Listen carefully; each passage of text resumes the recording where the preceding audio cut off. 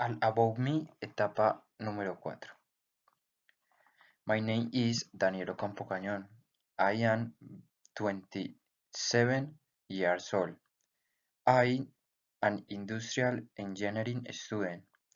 I work at Hitachi Energy as a power transformer assembly and connection operator. My workday is usually in the morning, Monday through Saturday. Every day I get at 5 a.m. and work until 2 p.m. in the afternoon. I go to the gym from 3 to 5 p.m. and study from 7 to 10 p.m. On weekends, I like to go running and walk my dog. The person in image B looks thoughtful and studying.